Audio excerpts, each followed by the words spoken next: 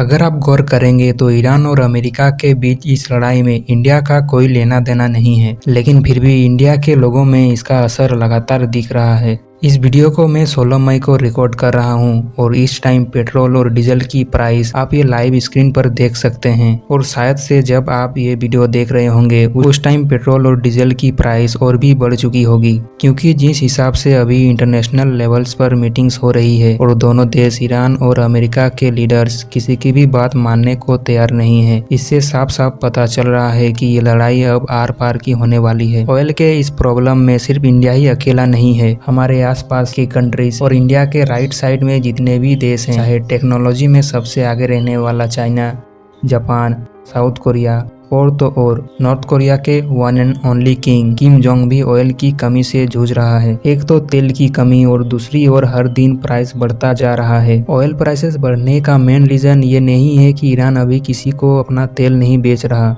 बल्कि main reason तो Iran और ओमान के बीच ये 33 किलोमीटर चौड़ा नैरो पॉइंट है। इस जगह को स्ट्रेट ऑफ हॉर्मुज कहा जाता है। लेफ्ट साइड यानी नॉर्थ में ईरान का बॉर्डर्स को टच करता है और राइट साइड में ओमान के बॉर्डर को टच करता है। ये पॉइंट एक ब्रिज की तरह काम करता है। यहाँ ऊपर पर्शियन गल्फ से शिप स्ट्रेट ऑफ हॉर्मुज से होते हुए गल्फ ऑफ ओमान को पार कर इंडियन ओशियन में पहुंचते हैं और इंडियन ओशियन से ही शिप्स अपनी अपनी डेस्टिनेशन कंट्रीज की तरफ आगे बढ़ते हैं। ईरान अमेरिका के वार से पहले पर्शियन गल्फ से गल्फ ऑफ ओमान तक हमेशा शिप्स का लंबा ट्रैफिक जाम लगा रहता था। ट्रैफिक जाम से बचने के लिए यहाँ पर शिपिंग लेन्स बनाए गए हैं, यानी यहाँ से गुजरने वाले शिप्स को लेन बताया जाता है और शिप्स को उसी लेन में चलना होता है। जैसा कि एयरपोर्ट में एयरप्लेन के लैंड करने से पहले ही एयरपोर्ट अथॉरिटीज पायलट को बता देते हैं कि किस लेन में उतरना है, बिल्कुल वैसे ही स्ट्रेट ऑफ हॉर्मुज पहुंचने से पहले ही, यानी जब शिप्स गल्फ ऑफ ओमान से गुजरते हैं तभी शिप्स को इन्फॉर्म कर दिया जाता है कि किसको किस लेन में चलते हुए स्ट्रेट ऑफ हॉर्मुज को क्रॉस करना है।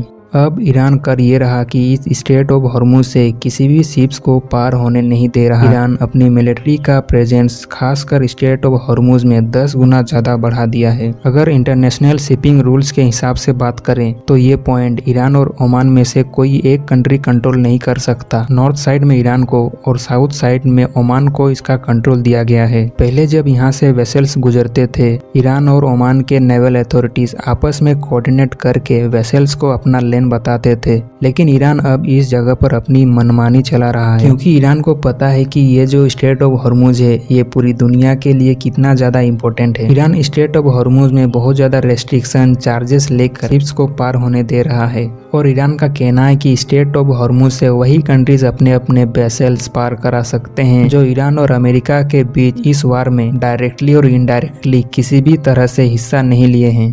और यूएस को सपोर्ट करने वाले देशों को ईरान लगातार वार्निंग दे रहा है कि अपने वेसल स्ट्रेट ऑफ हॉर्मुज के आसपास भी रखना नहीं है, नहीं तो कुछ भी हो सकता है। इंडिया ईरान गवर्नमेंट के साथ नेगोशिएशन करके अपने एक दो वेसल्स पार करा ही रहा है, लेकिन उतने पार नहीं करा पा रहे हैं जितने की वार से पहले हुआ करते थे। जो भी वेसल्स पार हो रहे हैं उन पर ईरान गवर्नमेंट और ईरान नेवल अथॉरिटीज बहुत ज्यादा चार्जेस ले रहे हैं, जिससे की शिपिंग कॉस्ट भी बढ़ जा रहा है। एक तो ऑयल कम आ रहे हैं और जो आ रहे हैं वो भी कॉस्टली, और यही रीजन है कि ऑयल के दाम अचानक से बढ़ने लग रहे हैं। और ये हाल सब देशों का है, क्योंकि पूरी दुनिया तेल पर्शियन गल्फ के आसपास मौजूद कंट्रीज जैसे Saudi Arabia, UAE, Iran, Iraq और ओमान से इंपोर्ट्स करते हैं। अगर इंडिया की बात करें तो इंडिया अपना 80 से 85% ऑयल इन्हीं देशों से इंपोर्ट करता है और बाकी 15 से 20% खुद प्रोड्यूस करता है। शायद आपको ये पता ना हो और आप भी यही सोचते होंगे कि पेट्रोल और डीजल को डायरेक्टली बड़े बड़े टैंकरों में भरकर दूसरे देश से लाया जाता है, लेकिन ऐसा बिल्कुल भी नहीं है। कोई भी देश डायरेक्टली पेट्रोल और डीजल नहीं खरीदता, बल्कि वो क्रूड ऑयल खरीदता है। ये जो क्रूड ऑयल है इसे कच्चा तेल भी कहा जाता है। इसको फैक्ट्रीज में लाकर इससे diesel, petrol, jet fuel, wax और लुब्रिकेंट्स बनाए जाते हैं। इससे आप अंदाजा लगा सकते हैं कि क्रूड ऑयल से बनने वाली जितने भी चीजें हैं सभी की प्राइस बढ़ने वाली है। अभी की सिचुएशन की बात करें तो इंडिया में ऑयल शॉर्टेज है, पर उतनी भी नहीं है कि गाड़ियां चलनी बंद हो जाए।